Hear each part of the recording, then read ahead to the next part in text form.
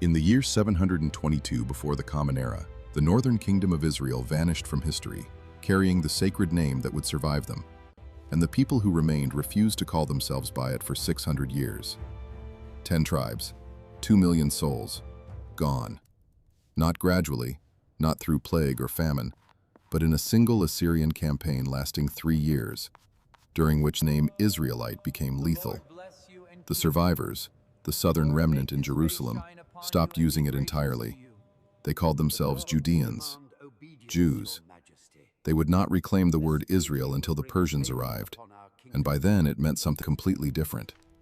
By the end of this video, you will understand exactly how 3 names for one people became 3 mutually hostile religions, and why the fracture began not with theology, but with a single word no one dared to speak. Friends, let's take a breath. No one here claims complete knowledge of the truth. Your thoughts matter. Write in the comments where you're from and what you do. It brings the picture to life. If this is interesting, support with a like and subscribe. Now, let's continue. Before the kingdom split, before Assyria marched west, there existed a single covenant people with 3 names used interchangeably. Hebrew, the language speakers, descendants of Eber. Israelite, descendants of Jacob, whose name God changed to Israel. Jew, from Yehuda, Judah, the largest tribe. No contradiction. A blacksmith in Samaria was Hebrew by tongue, Israelite by nation, and if his grandfather came from the hill country south of Bethel, also Judean by clan. The names were concentric circles, not competing identities. The United Kingdom under David and Solomon controlled territory from the Euphrates Bend to the Brook of Egypt. Population, approximately 4 million at peak. 12 tribes administered through a central priesthood in Jerusalem, where the ark sat in darkness, behind a curtain no one but the high priest could pass. When Solomon died in 930 BCE, his son, Rehoboam, faced a delegation from the northern tribes in the city of Shechem. They asked for lighter taxation. He consulted his young advisors, who told him to increase the burden, to show strength. The older counselors said lighten it, keep unity. Rehoboam chose severity. 10 tribes walked out that day. They took the name Israel with them. The northern kingdom kept the covenant name. They called themselves Israel. The southern kingdom, left with only Judah and Benjamin, became known as Judea. 2 kingdoms. One name claimed by the larger, richer, more populous north. The south, centered on Jerusalem with its temple, had the priesthood and the Davidic bloodline, but not the majority population. Approximately 3 million lived in the northern kingdom, 1 million in the south. For 200 years this fracture held. 2 kingdoms, 2 kings. Occasional wars, occasional alliances. The north prospered, fertile valleys, trade routes, access to Mediterranean ports. The south survived on pilgrimage traffic to the temple and the loyalty of tribes who remembered David. But both still used all 3 names. A man from Samaria was Hebrew. He was Israelite. If you pressed genealogy, he might even claim Judean ancestry through a grandmother's line. The fracture was political, not ontological. Until Assyria. The empire that controlled Mesopotamia from the Persian Gulf to the mountains of Urartu had perfected a technology of erasure. Not merely conquest, dissolution. When Assyria took a kingdom, they deported the aristocracy, the priests, the military elite, the skilled craftsmen. They scattered them across the empire from Egypt to the Zagros Mountains, replacing them with deportees from other conquered lands. Language, cult, genealogy, all severed. Within 2 generations, the conquered people forgot their name. The northern kingdom of Israel had been paying tribute to Assyria for decades. In 724 BCE, King Hoshea of Israel stopped the payments and sent envoys to Egypt seeking an alliance. Shalmaneser V, emperor of Assyria, marched west with an army numbering 80,000 infantry, 12,000 cavalry, and siege engineers who had broken every fortified city from Babylon to Tyre. The campaign took 3 years, city by city. Samaria, the capital, held out until 722. When it fell, the Assyrian policy was implemented with bureaucratic precision. The Book of Kings records it in 1 verse. The king of Assyria carried Israel away into Assyria and put them in Halah and Habor by the river Gozan and in the cities of the Medes. Deportation records recovered from Assyrian archives list the numbers: 27,290 families. Multiply by average household size, approximately 6, and the figure approaches 165,000 people. These were not the total population. These were the leadership class. The rest remained, but the Assyrians imported deportees from Babylon, Cutha, Ava, Hamath, and Sepharvaim to dilute the ethnic composition. Within 50 years, the northern territory was a mixed population, speaking Aramaic with Babylonian and Cuthian religious practices, layered over fragmentary Israelite cult memory. The priesthood was gone, the scribes were gone, the royal line was gone, but most critically, the name was gone. To be called Israelite in the decades after 722 was to mark yourself as belonging to a deported aristocracy whose lands had been redistributed. It became a name associated with defeat, with exile, with absorption into the Assyrian provincial system. The people who remained in the northern hills stopped using it. The southern kingdom, Judea, watched all of this from Jerusalem. There is a detail buried in the sources that most people miss entirely. In the years immediately after the fall of Samaria, the prophets active in Jerusalem, Isaiah, Micah, do not call the northern refugees Israelites. They call them the outcasts of Israel, or the remnant of Israel. Never simply Israel. The word required a qualifier. Why? Because the southern kingdom was in the process of appropriating the name. The Book of Chronicles, written during or after the Babylonian exile, retells the entire history of the kingdoms from a Judean perspective. It does something extraordinary. It calls the southern kingdom Israel, even during the period of the divided monarchy when historically the north held that name exclusively. This is not an error. It is a deliberate retrojection. The chronicler is claiming that the true Israel was always Judea, that the northern kingdom was a schismatic aberration, and that when it fell, the name reverted to its rightful holders. But here is what the chronicler does not say and cannot erase from the earlier texts he is revising. For 200 years, everyone knew that Israel meant the north. Judea was Judea, separate. When Assyria erased the northern kingdom, it created a vacuum. The name Israel became available, unclaimed, orphaned. Judea took it, not immediately, not officially, but gradually, over the century following 722, the scribes and priests in Jerusalem began to use Israel to describe the covenant people as a unified whole, with Judea as its sole surviving representative. The north had been unfaithful. This was the theological argument. They had set up golden calves at Bethel and Dan, appointed non-Levitical priests, abandoned the temple. Their destruction was divine judgment. Therefore, the true Israel had always been the remnant that remained faithful. This claim would have been unthinkable before 722. After, it became foundational. The people in the north who remained, the mixed population that Assyria had created, did not accept this. They still performed sacrifices on Mount Gerizim near Shechem. They still claimed descent from Israelite tribes, primarily Ephraim and Manasseh. They possessed their own version of the Torah, identical to the Judean text except for one command. The place God would choose for his name was not Jerusalem but Gerizim. One mountain, one word changed. These people would eventually be called Samaritans, after Samaria, the ruined capital. But in the 8th and 7th centuries, they simply called themselves Israelites, the keepers of the old northern tradition. Judea called them mongrels, syncretists, corrupted. Two populations, both claiming the name Israel, both claiming Abrahamic descent, both using the name Hebrew for the language. But one had the priesthood, the Davidic line, the temple, and the political coherence. The other had the mountain, the claim of geographic continuity, and a tradition they insisted predated Jerusalem's centralization. The fracture was no longer just political. It was becoming theological. King Josiah of Judah did not know that when he marched north into the former territory of Israel in 622 BCE to destroy the altar at Bethel. He was ensuring that the split would never heal. Josiah came to power in Judea as a child. By his 18th year during temple renovations, the high priest claimed to have discovered a lost scroll, the Book of the Law. Most scholars identify this with Deuteronomy, or a proto-Deuteronomic text. The scroll commanded absolute centralization of worship, one altar, one priesthood, one place where the name of the Lord would dwell. All other altars were abominations. Josiah implemented this with violent thoroughness. He shut down rural shrines throughout Judea. He executed priests who had officiated at these sites. He ground the Asherah poles to dust and scattered the dust over graves to defile them. Then he turned north. Assyrian power was collapsing. The empire that had erased Israel was now fragmenting under pressure from Babylon and the Medes. Josiah saw an opportunity: reclaim the northern territory, reunify the kingdom under Davidic rule, and erase the syncretistic cult practices that had taken root in the vacuum Assyria left.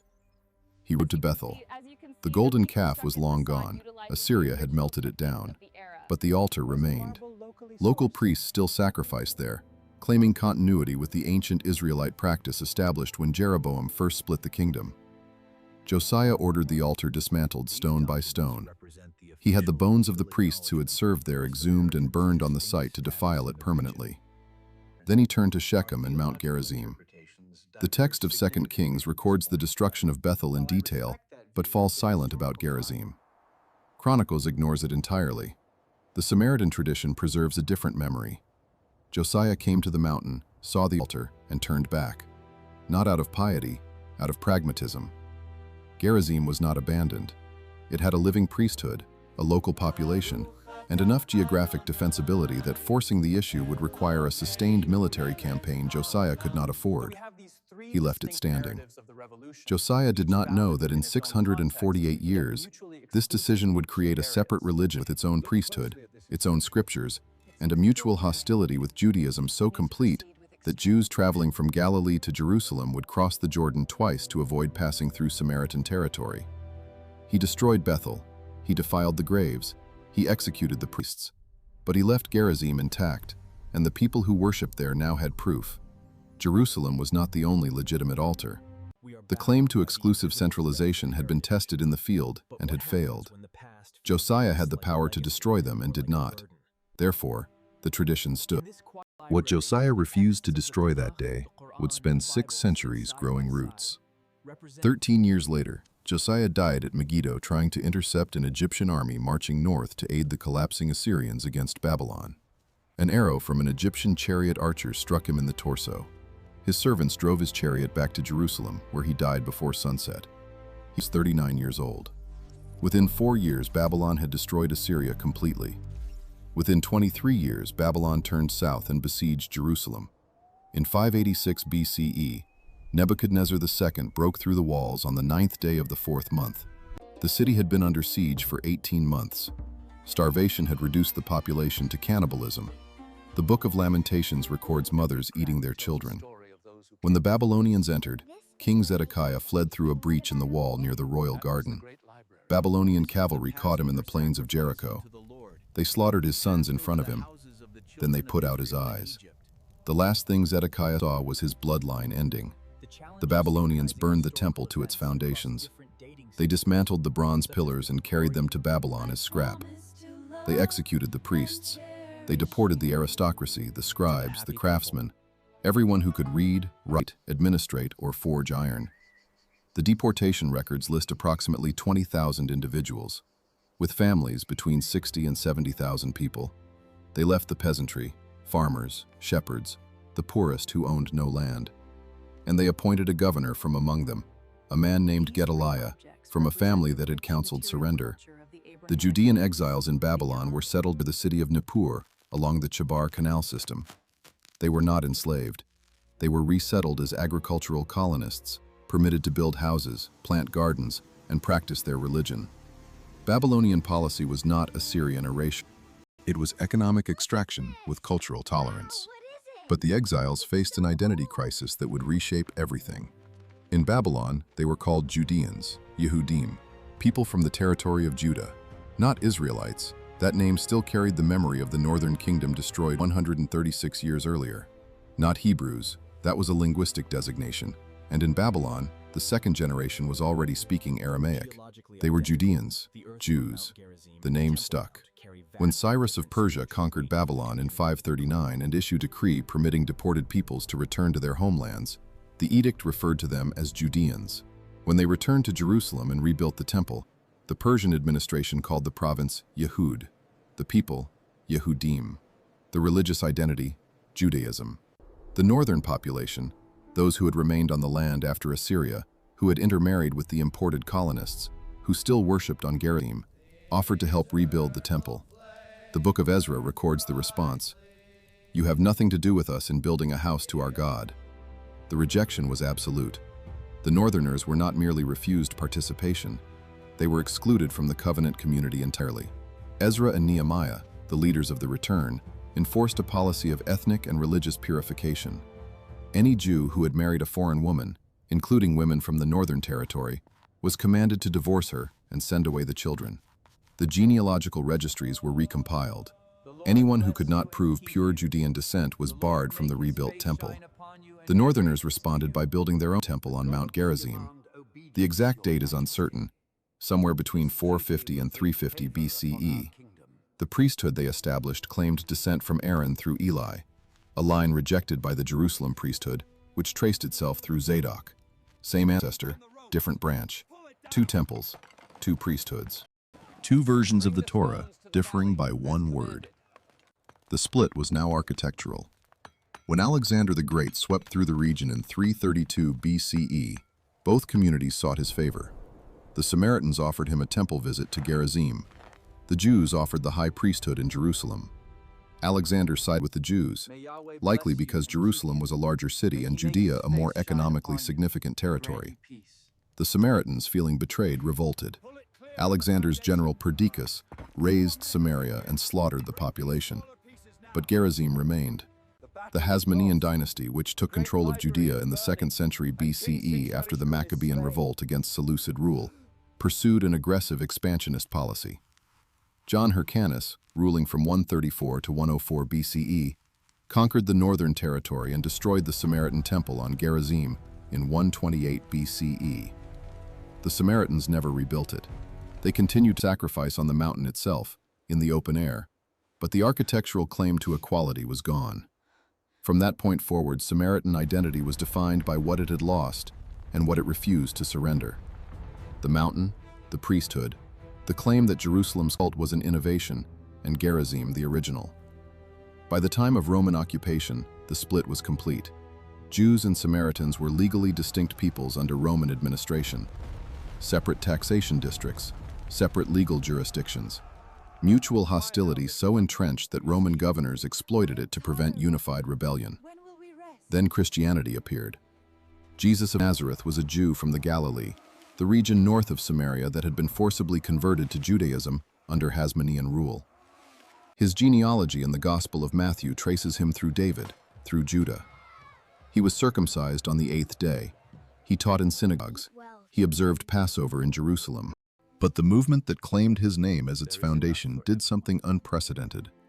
It severed the genealogical requirement.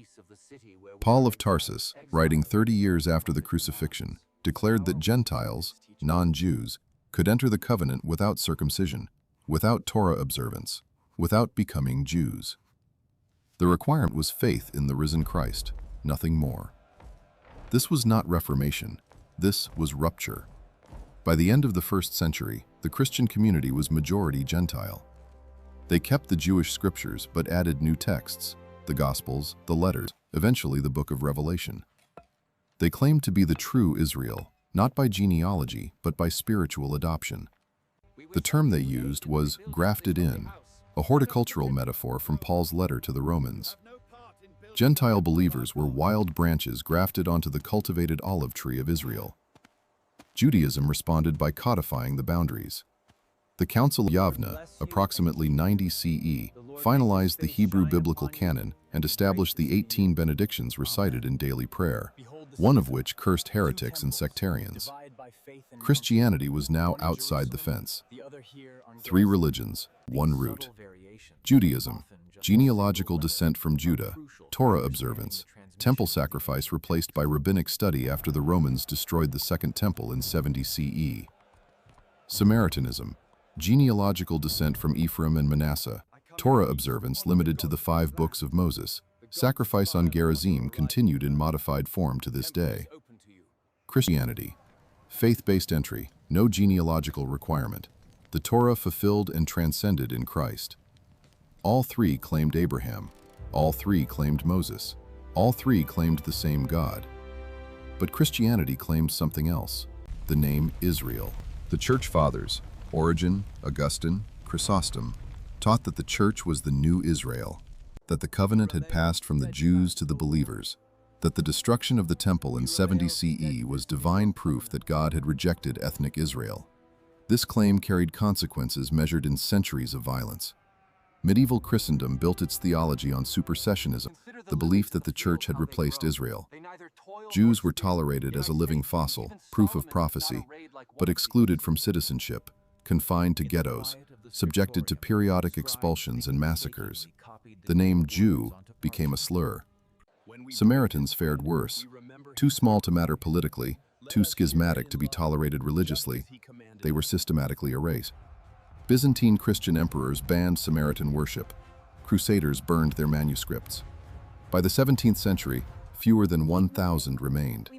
Today, the global Samaritan population numbers approximately 850.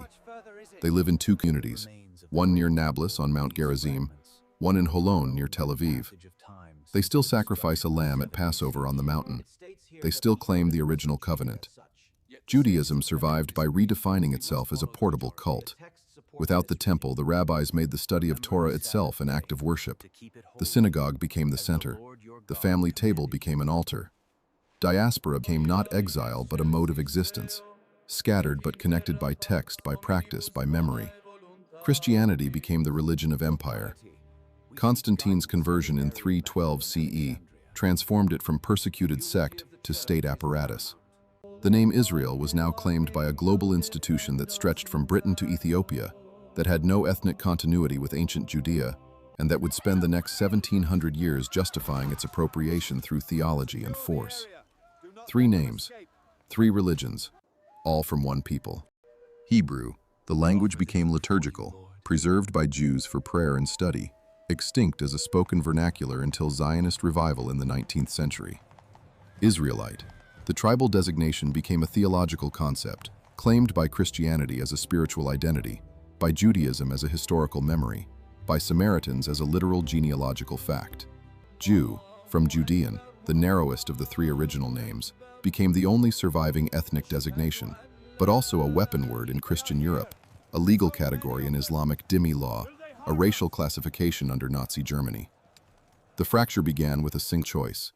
Rehoboam, listening to young advisors, choosing severity over clemency. The kingdom split.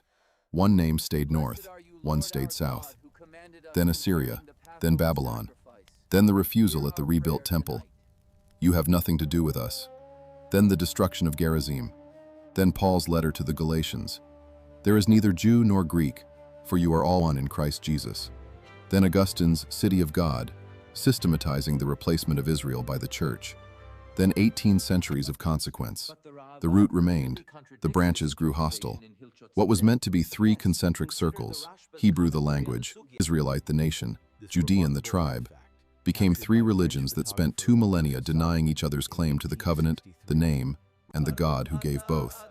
The Samaritans never called themselves Samaritans. They called themselves Shamarim, the keepers. Keepers of what? The original covenant, the uncorrupted Torah, the mountain God chose before Jerusalem was built. The Jews never surrendered the claim to Israel. The modern state chose that name deliberately, not Judea, Israel. The Christians never surrendered the claim either. Reformation, Counter-Reformation, Pentecostalism, every new movement calls itself a return to true Israel, a restoration of the original covenant, a correction of centuries of drift. Three religions, one unresolved argument. And it began not with theology, but with fear. Fear of a name. When the Northern Kingdom fell in 722 BCE, the survivors stopped calling themselves Israelites because the name had become a death sentence. The Judeans in Jerusalem took the name because it was available, and because they needed to claim continuity with the whole covenant history, not just the southern fragment. But the people in the north never stopped believing they were the real Israel, and the Christians who came 6 centuries later never stopped believing they had inherited the title. All three are still arguing. The modern Samaritan community, 850 people, still climbs Mount Gerizim every Passover. They slaughter lambs in the open air, the way it was done before temples, before kings, before the split. They read from a Torah scroll they claim is older than any manuscript in Jerusalem. They look down at the ruins of Shechem and see the place where Joshua gathered tribes, where the covenant was first renewed on entry to the land. The Jews light candles every Friday night and recite the Shema. Hear, O Israel, the Lord our God, the Lord is one. The name is still there, still claimed. The Christians sing hymns about Zion, about the New Jerusalem descending from heaven, about the Israel of God. The name is still there, still claimed. 3 names became 3 religions because no one could agree who had the right to call themselves Israel after the original holders of the name vanished into Assyrian deportation records. And the name mattered because it carried everything: the covenant, the promise, the land, the identity, the claim to be chosen. Lose the name, lose the claim. So they fought over it. For 2,700 years, they are still fighting. In 70 CE, when the Romans destroyed the Second Temple and killed over 1 million Jews during the siege of Jerusalem, the Samaritans stayed neutral. They had no stake in a temple they did not recognize. The Romans left Gerizim untouched. In 135 CE, after the Bar Kokhba revolt, the final Jewish attempt to throw off Roman rule, Emperor Hadrian banned Jews from entering Jerusalem entirely. He renamed the city Aelia Capitolina and built a temple to Jupiter on the Temple Mount. Jews were forbidden to enter on pain of death. Samaritans could enter.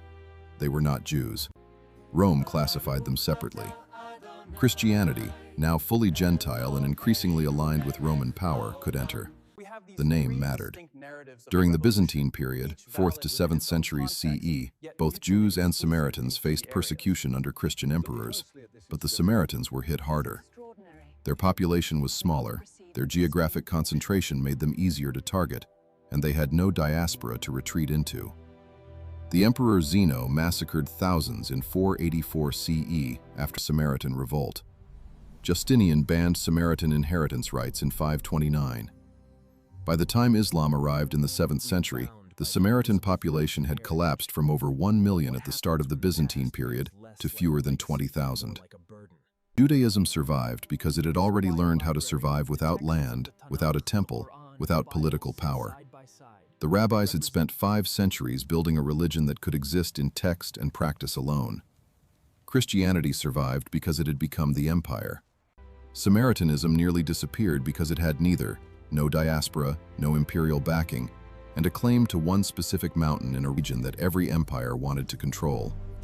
But it did not disappear. 850 people, 2 communities, 1 mountain, 1 priesthood, 1 Torah. The keepers kept, and the argument never ended. When Jewish scholars in the medieval period compiled the Talmud, they devoted an entire tractate, Kutim, to the status of Samaritan. Were they Jews who had gone astray? Gentiles who had adopted some Jewish practices? A separate covenant people? The rabbis could not agree. Some said Samaritans could be counted in a prayer quorum.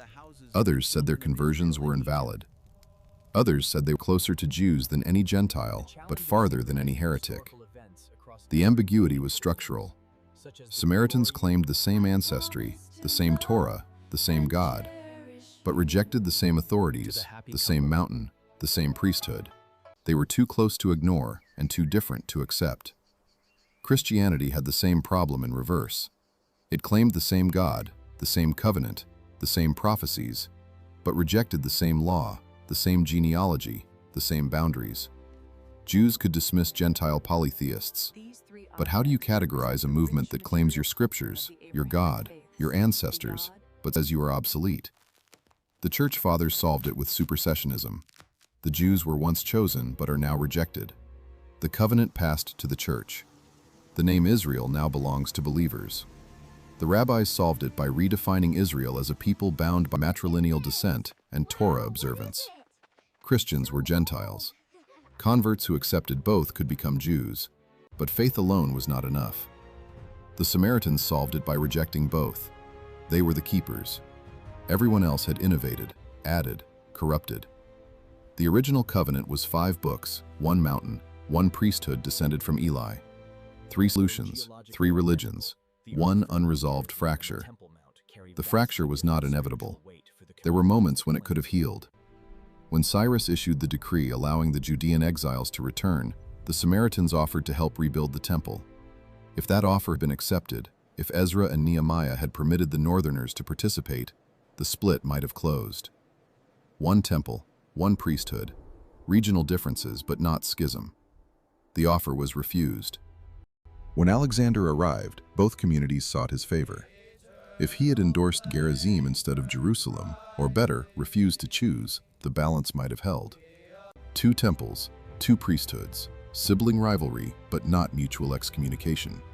He chose Jerusalem. When John Hyrcanus stood before the Samaritan temple in 128 BCE, he had the power to leave it standing. His grandfather had forced the Idumeans to convert to Judaism at sword point. He could have done the same with the Samaritans, demanded allegiance to Jerusalem but permitted continued worship on Gerizim as a subordinate shrine. He burned it to the ground. Each refusal made the fracture deeper, and each time the justification was purity.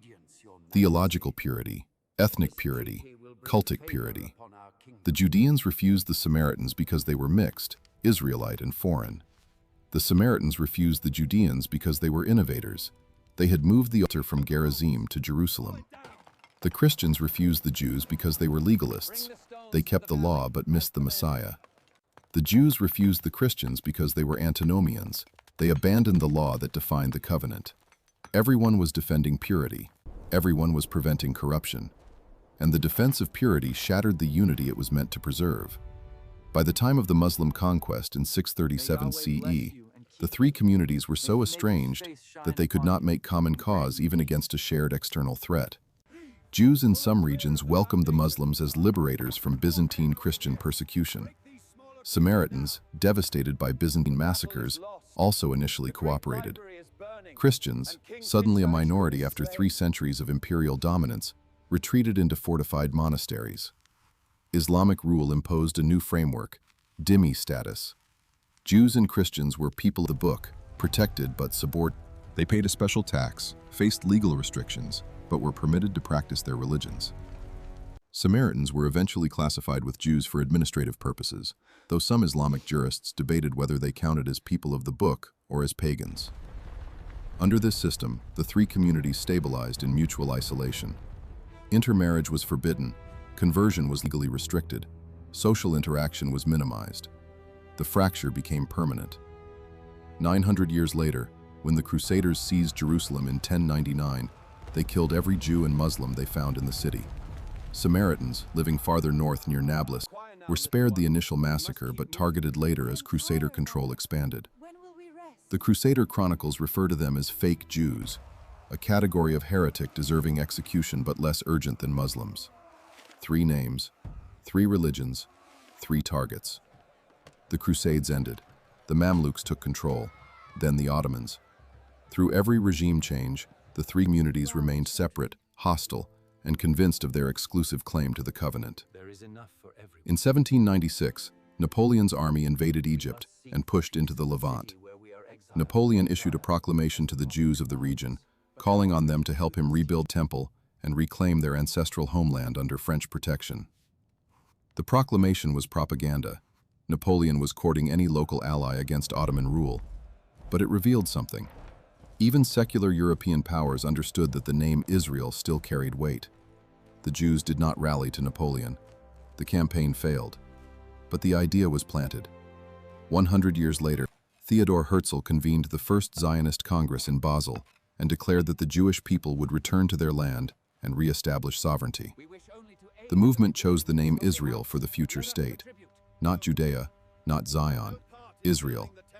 The name that had been lost in 722 BCE, the name that Judea had appropriated, the name that Christianity had claimed, the name that Samaritans insisted they had never surrendered. In 1948, the State of Israel was declared. For the first time in over 2,700 years, a sovereign nation claimed the name that had once belonged to the northern kingdom destroyed by Assyria. The Samaritans, still living on Mount Gerizim, became citizens of the new state. They were classified as a separate ethnic community under Israeli law. Not Jews, but not Gentiles, a unique category. The Christians, now fragmented into thousands of denominations, still sang about Israel in their hymns, still preached about the Israel of God, still claimed spiritual inheritance of the covenant. The Jews, now sovereign in a state called Israel, still debated what the name meant. Did it include all Jews? Only those in the land? Only those who observed Torah? Was it a political designation or a religious one? 3 names, 3 religions, one argument that never stopped. And underneath it all, buried in the historical record, the forgotten detail that explains everything. The fracture began not with theology but with survival instinct. When Assyria deported the northern aristocracy and the name Israelite became a marker for erasure, the survivors stopped using it to avoid joining the deportation lists. The name went dormant, unclaimed, linguistically orphaned. Judea, intact and watching from Jerusalem, did not immediately seize it. They were still processing their own survival, how they had escaped what destroyed their northern relatives. But over the next century, as Assyrian power weakened and Judah's scribal class rewrote the national history, they began to retroactively apply the name Israel to the whole covenant people, with themselves as the faithful remnant. This was not cynicism, it was theological necessity. If Israel meant the 10 northern tribes that were now gone, then the covenant was broken, the promise void, the God defeated. But if Israel meant the covenant people as a whole, and Judah was the surviving branch, then continuity held. The covenant stood. God had not failed. The name was salvaged by redefinition. But the people in the north who had survived, who still lived on the land, still worshipped on the old mountain, still claimed the genealogy, never accepted the redefinition. They insisted they were the real Israel, that Jerusalem was the innovation, that Gerizim was the original. 2 communities, 1 name. No mechanism for arbitration.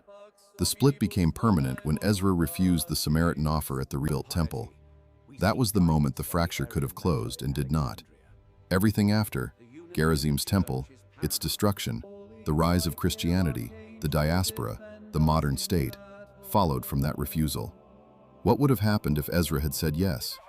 1 temple, 1 priesthood, regional variation, some still preferring Gerizim for ancestral reasons, some preferring Jerusalem for Davidic reasons, but unified cult, unified scripture, unified identity. Christianity might still have emerged, but it would have emerged from a unified Judaism, not a fractured one. The claim to be the true Israel would have had no precedent, no prior schism to model itself after. The argument over the name would never have started. But Ezra said no, and the refusal echoed. 3 names, 3 religions, 2,700 years. And the people still climbing Mount Gerizim every Passover to slaughter a lamb in the open air, still reading from a scroll they claim is uncorrupted, still calling themselves the keepers, are the last living witnesses to the moment before the fracture, when Hebrew, Israelite, and Jew were one people with 3 names, not 3 religions arguing over which name belongs to whom. They number 850. They have no converts. Their population is maintained by endogamy, marriage within the community. When genetic studies were conducted in the late 20th century, Samaritan DNA showed clear patrilineal descent from ancient Israelite populations, with no significant admixture from surrounding populations after the 6th century BCE. The matrilineal lines showed more diversity, evidence of intermarriage during periods of demographic collapse. But the priestly families maintained unbroken male line descent for over 2,500 years. They are exactly what they claim to be, the remnant that never left. Judaism evolved. Christianity exploded across continents. Islam redrew the map. The Samaritans stayed on the mountain. And the question they embody, the question that created 3 religions from 1 people, has never been answered. Who is Israel? The one who keeps the original covenant without addition? The one who survived exile and returned to build again? The one who recognized the Messiah and opened the covenant to all nations? The modern state of Israel does not answer the question.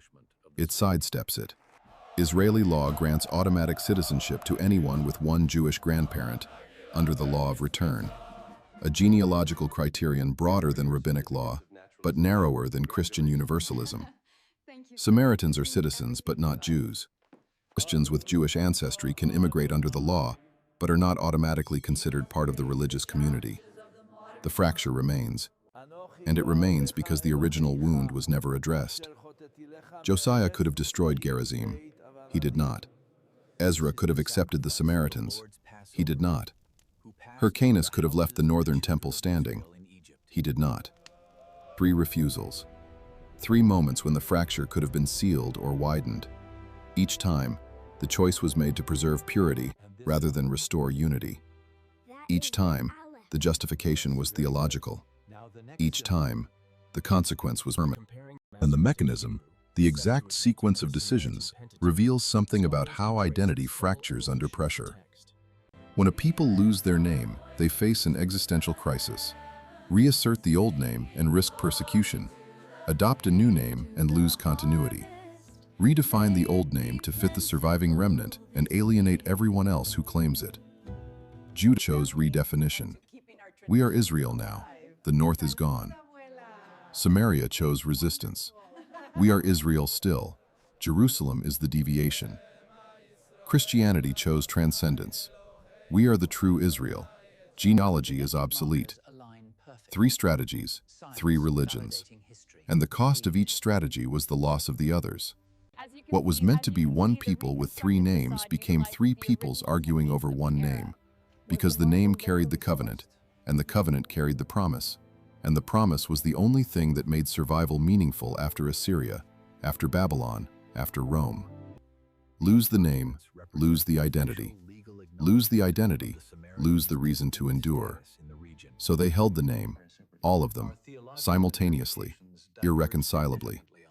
And 2,700 years later, the argument continues. On Mount Gerizim, 850 Samaritans gather every Passover. In synagogues worldwide, 15 million Jews recite the Shema. In churches across 6 continents, 2.4 billion Christians sing about Zion. All three claim Abraham. All three claim Moses. All three claim the covenant. And none of the three can relinquish the claim without collapsing the entire theological structure built on top of it. The name is the foundation. Remove it, and everything falls. So the argument never ends. It cannot end. Not without one of the three admitting they were wrong from the beginning. And that admission would be self-annihilation. So they coexist in mutual hostility, in theological stalemate, in the unresolved fracture that began when Rehoboam chose severity, when Assyria erased the north, when Ezra refused the offer, when Hyrcanus lit the fire. Three names, three religions, one unhealed wound. The Christians built cathedrals on the ruins of synagogues. The Muslims built the Dome of the Rock on the ruins of the temple. The Jews rebuilt the state and called it Israel. The Samaritans stayed on the mountain and called themselves the Keepers. And the original question, who is the true Israel, remains unanswered because answering it would require someone to surrender, and surrender would mean admitting that 2,000 years of history, theology, martyrdom, and identity were built on a false claim. No one will surrender. So the wound remains open. And every Passover, on Mount Gerizim, 850 people slaughter lambs in the open air and read from a Torah they claim has never been corrupted, looking down at a valley where the kingdom of Israel once stood before Assyria came, before the name was lost, before the fracture, before the refusal, before the split that created three religions from three names that once belonged to one people who are now so divided they cannot agree on what to call themselves or each other. The lambs are slaughtered at twilight.